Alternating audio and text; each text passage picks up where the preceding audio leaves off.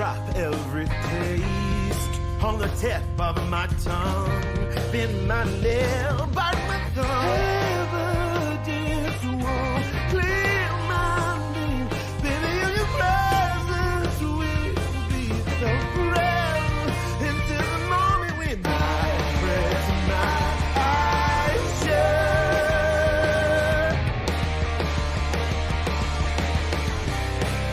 Now I'm ready. What else is we always wanted? Yeah, when we hold it till there's nothing else can let us down. The only answer's what we've always wanted.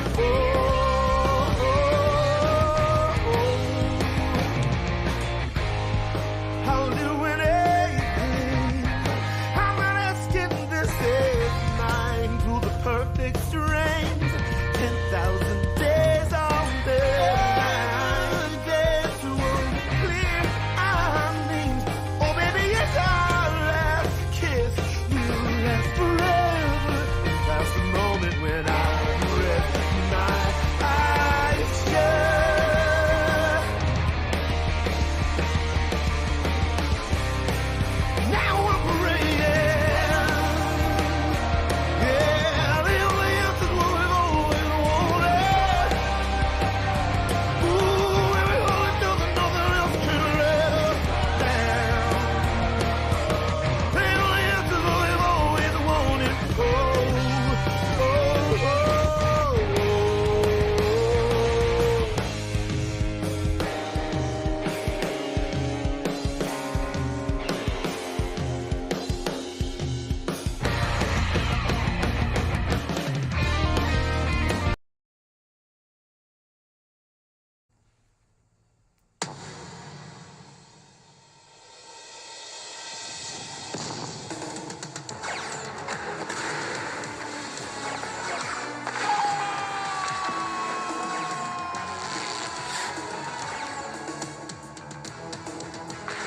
He decked them, it's over!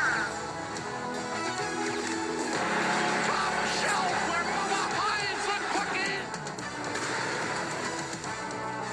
Here come the Buffalo Sabres!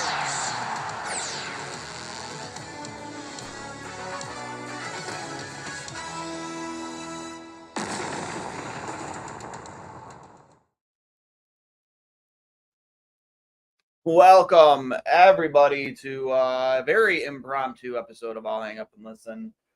Brought to you by Fatty Beer Company, Western Europe's premier market and tap room, with over 300 beers to choose from at all of their locations. One of the best places to go if you're happy hour, all of your sporting events, whether it's the potential last two games of the NHL Finals. They have live music, entertainment, and trivia at all their locations, and just great vibes. They're both kid and dog friendly. Make sure you get over there. You can find them at Fatty Beer on Instagram and Twitter, and a Buffalo logo apparel. Honestly, like when it comes to getting any of like your Bills gear, your Sabres gear, your Bandits gear, I'm sure they have Bison's gear. BuffaloLogo.com is the place to go. At Buffalo Logo Co. on Instagram and Twitter. You can find them on Facebook too. They have some of the best stuff. They make some of our stuff. The RJ Letterman hat here. Paying homage to the greatest broadcaster of all time. And, of course, you can pay some homage to the greatest goalie of all time with their Letterman cap, and it doesn't do justice. The embroidery on these are incredible. The Lindy Ruff shirt also, actually, I think it's sitting right back here, isn't it? It is. The Lindy Ruff shirt also available, not upside down, at Buffalo Logo Apparel. Make sure you check them out. All available on their website. Get over there and support them. And they have so many other cool stuff. Their Zubas golf polos are also incredible as well. Yeah, Gary, I'm going to try and keep this very short and sweet. Kevyn Adams had his press conference today. I was fortunate enough to be able to listen to pretty much the entirety of it. And a couple notable things to talk about. First, Jeff Skinner was brought up almost immediately, I believe. I want to see it was over Lance or Mike Harrington about the potential rumors about a buyout, if that's an option. He acknowledged the rumors, and he didn't necessarily shut them down. He didn't say, like, you know, he essentially, from my recollection, said that they're going to do whatever is in the best interest of the team. They had long conversations with Jeff and Anna last season. So I guess what I would say is, if it is going to happen, I would say this would probably be the offseason it would happen. I think Kevyn Adams' job is on the line this season. I would even go as far as almost say it's playoff or bust. He knows he has to build a playoff team for this next coming season. He cannot let what happened last season happen this year. And I don't know if he's willing to, have Jeff Skinner be a part of this team next year. We'll see. I don't know.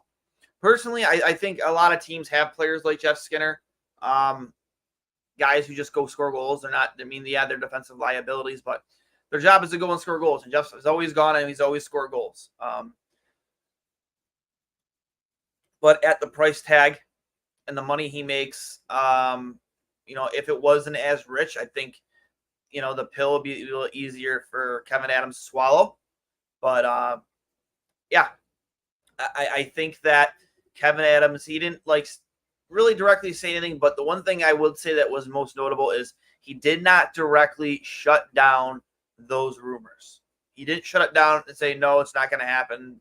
He didn't show his hand, but he kind of peeled up the cards a little bit. So I think that is an option this offseason. Not 100% positive on all the numbers exactly. Personally, I much would rather see them eat some cap or eat some of his salary and trade him. There's got to be a team out there that's willing to trade for Jeff Skinner if the Sabres are willing to retain salary. I mean, look at what just happened with Pierre-Luc Dubois. And how about the LA Kings? Everything they gave up to get Pierre-Luc Dubois, which is insane. They gave up a haul to get him for one season where he scored 40 points, and then they flip him for who was it? The goaltender. Why can't I remember his name now? Was it Darcy Kemper, right? Darcy Kemper. Yeah. Imagine being an LA King fan right now. The amount of youth you gave up for that guy, and then that's the end result. The trade tree ends there, but you didn't get any better. You got worse. You thought, hey, maybe we could at least flip this guy for something. If it doesn't work out, they didn't even flip him for anything reasonable. They just didn't. I'm looking up right here. Here it is.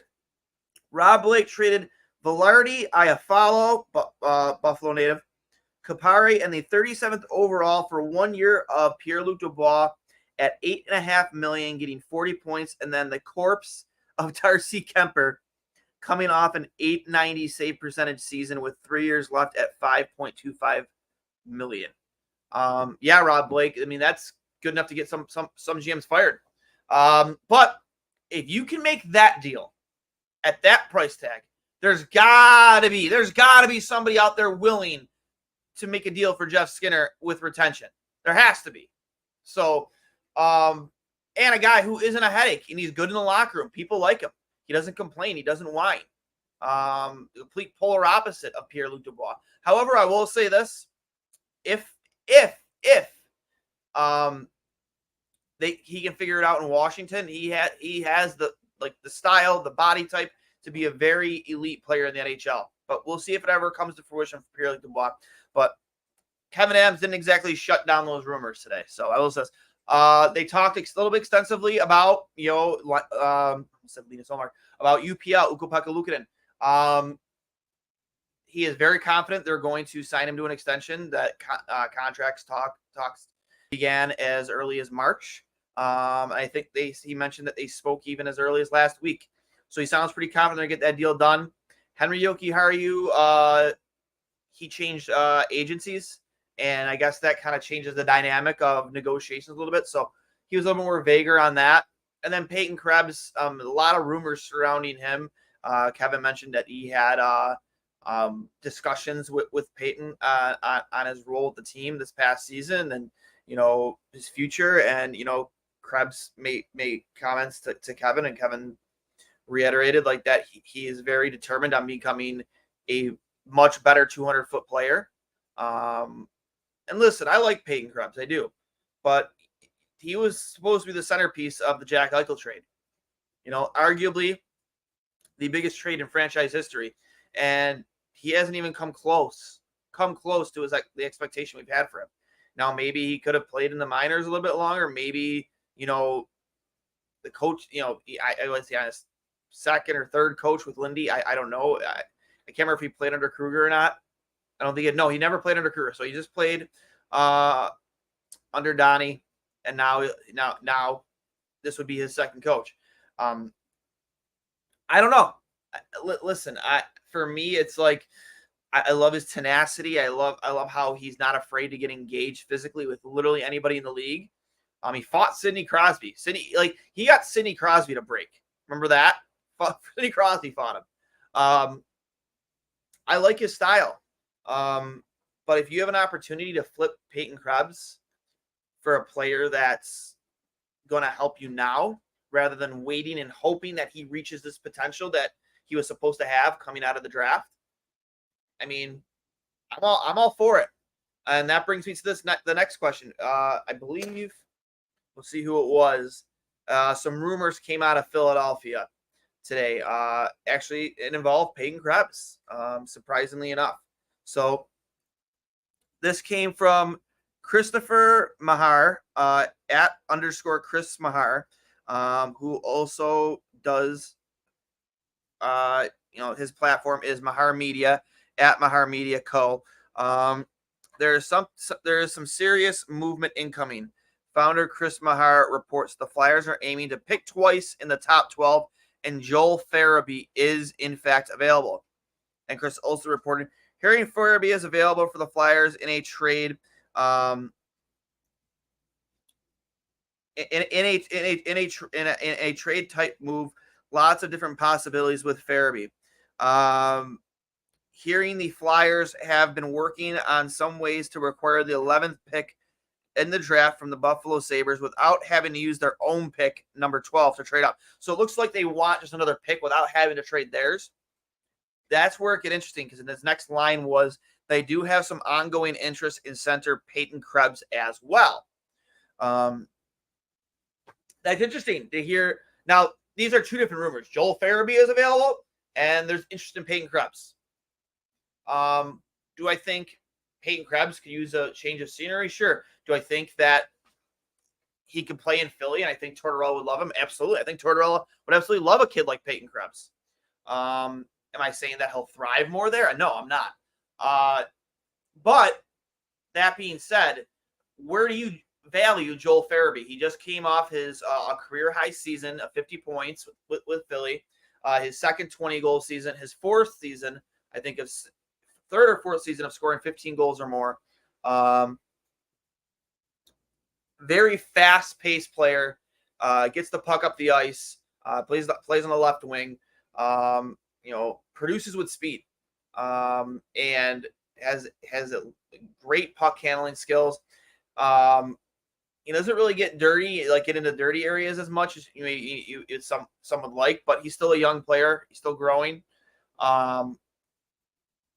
In terms of secondary scoring, you have something that the Sabres lacked a lot last season. Joel Farabee would bring that to you. And before I went live, I was trying to figure out where he played in their lineup.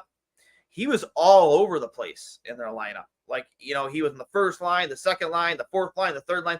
He was never really had a spot. He played on the first power play unit. I mean, Torts had him all over the place in that lineup. Played with Konechny. He played with Lawton. He played with everybody on that team. So is Joel Farabee a player that you would value in a deal for that 11th pick? I don't know. I'd be interested. He's still young. He's a Syracuse kid. He's local. I'm sure Alex Tuck knows him. I'd be very interested to know, what Philadelphia would be asking for Joel Farabee. So, again, 50 points last season. Obviously, Philly didn't make the playoffs, but he provides speed. I know the Sabres are going to want to play with a lot of speed this next season. He's going to give you secondary scoring. He might slide in on your third line, but he could easily play second line minutes, I think.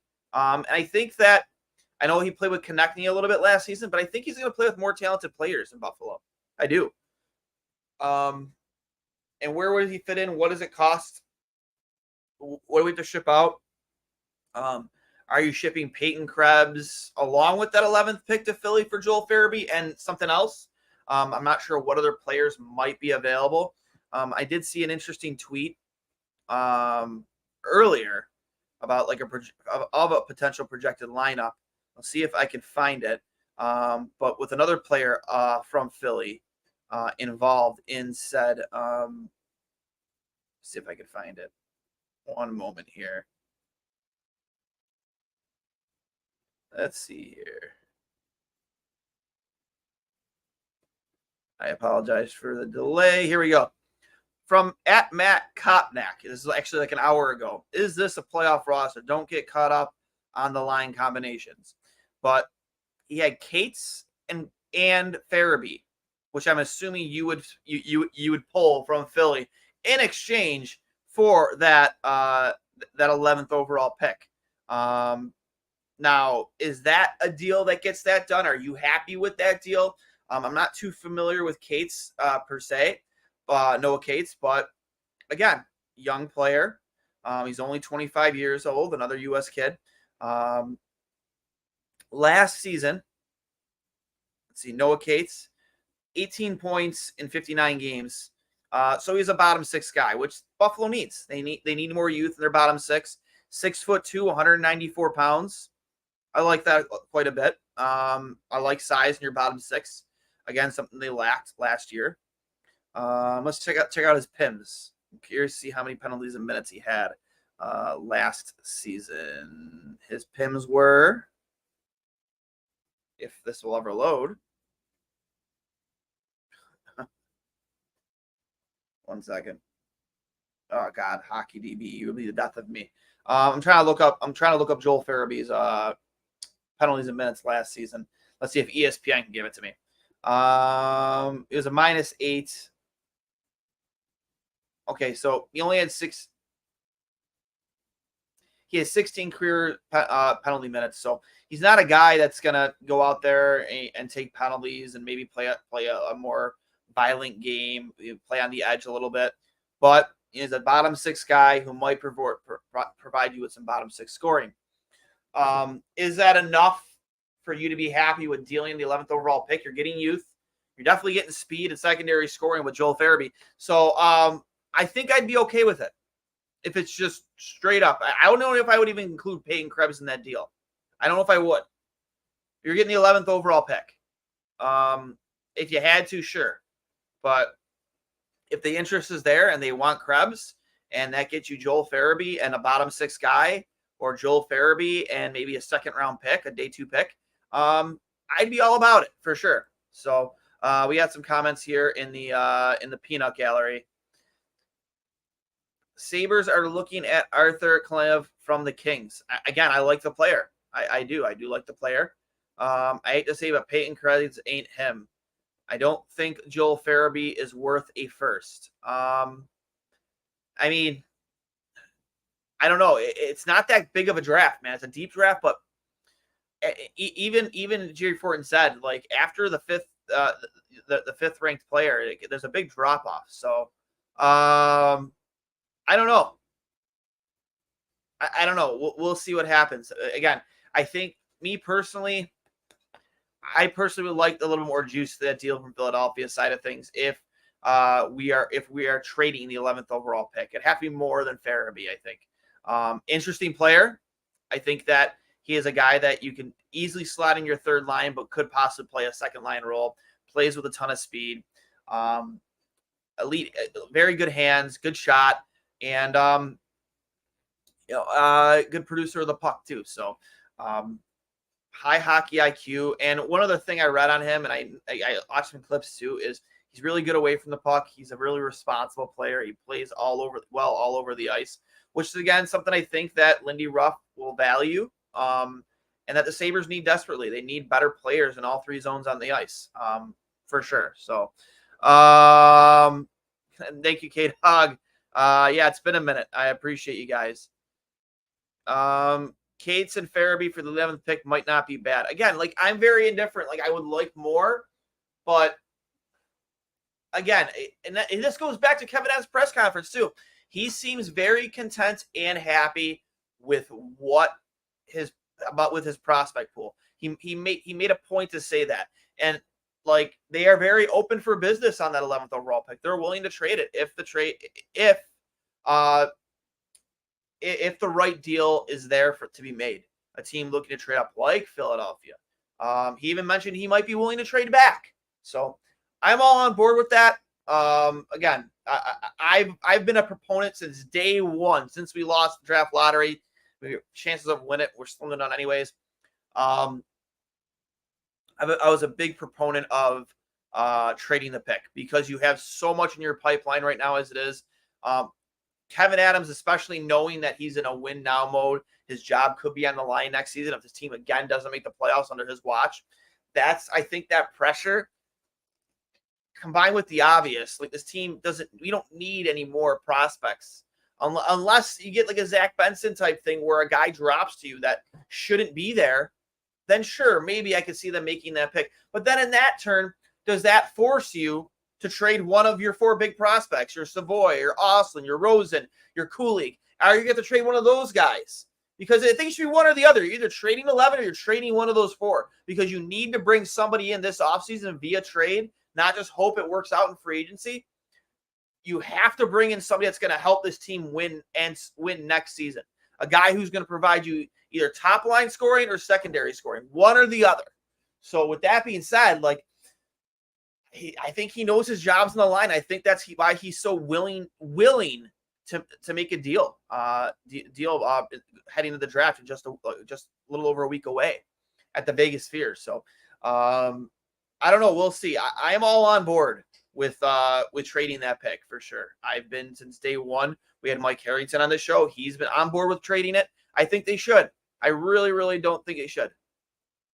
K-Dog, 11th pick won't be as available as people think. I don't know, man. Kevyn Adams, and they seem pretty open for business if the right deal is being made. So, not saying it's going to be traded, but don't be surprised if it happens. I'll say that. I think they need 1 top 6 forward, 3 or 4 bottom 6 players, grit and toughness, and a fifth or sixth defensive. My thoughts. What do you think? I agree with a lot of that. I think that there aren't going to be a lot of spots, though, on this team up for grabs. That's why those guys I mentioned, Savoy, Kulik, Rosen, Awesome, guys that could be spending another year in the minors. You know, Savoy could be in Rochester. I mean, it is what it is, right? Like, well, depends on what they do this offseason. I said it last year. I said it at the start of last season. I thought Krebs could be on the outside looking in, and I have to pat myself on the back here. I know it's a year later, but like, what did I say? Like, being a small, gritty pest guy isn't enough when you're part of the biggest trade in franchise history. You're the centerpiece of it. You need to produce. You need to score. So, I don't know, man. That's just me. So, there aren't going to be a ton of I think spots available on this team. Unless they don't bring back Ergensons, and there's 2 spots available right there. If you are getting rid of Krebs, if you aren't bringing back Ergensons, maybe 2 to 3 roster spots. So maybe 2 spots to fill either via free agency or trade, and then maybe another spot via your prospects. Those 4 players I mentioned. So I don't know. We will see. I wouldn't mind if we kept 11 and we got TJ Ginla. Great ball line, Jerome. It's hard, and we had Chris Peters on yesterday, and he mentioned it's a difficult shadow to play to skate in when your dad was a Hall of Famer. But I mean, he comes from a great bloodline. We'll see. I've given that some thought too, for sure. So there are definitely a decent amount of players, defensemen. Right-handed defenseman. I think if they do make that pick, it'll probably be a defenseman, right? I can't see them taking a forward unless somebody drops them that they can't pass up at best player available. Jerry Thornton mentioned that best player available maybe at that pick. So maybe they do go with a forward, but you need right-handed defensemen. So we will see. That being said, guys, just your thoughts. I'll obviously broadcast this again tomorrow. I was bored here tonight. I'm like, you know what? Let's go on. Let's rip. I'll hang up and listen. It's been a minute since I talked to you guys in that capacity. Kevyn Adams had his press conference today. I don't know. I was happy with the things I heard. I was happy with the availability of 11th overall pick. I was happy that he didn't shut down the rumors surrounding Jeff Skinner buyout. However, I do want that to be a trade. I do not want a buyout. Find a trade partner. If you have to eat a little salary for a few years, fine. You're only doing it for 3. He has 3 more years remaining on his contract rather than the 6 years on a buyout.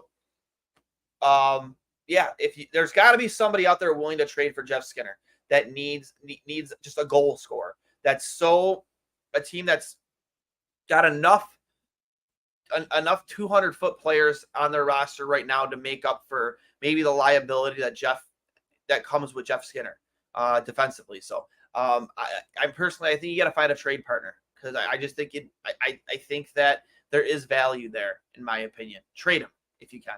There's got to be a team out there if you're willing to eat some salary there, especially if you saw what Pierre-Luc Dubois got traded for today at a price tag of $8.5 million a season. But I'm going to let you guys go. It is about 20-11, 10:41. So, again, K-Dog Gergenson's house is for sale. I'm not sure. This is the first time I've heard of that. So that's interesting. It is interesting if Gergenson's house is for sale. Maybe that means he won't be back. I don't know. I know Kevyn Adams showed interest in bringing him back. So, but that being said, guys, I'll hang up and listen. Loved hopping on here for you guys for about 25 minutes. Wanted to keep it short. So enjoy the rest of your night. We're in the middle of a heat wave. Try and get through it. Stay cool, my friends. And we'll talk to you later. And as always, go Sabres. See you next time.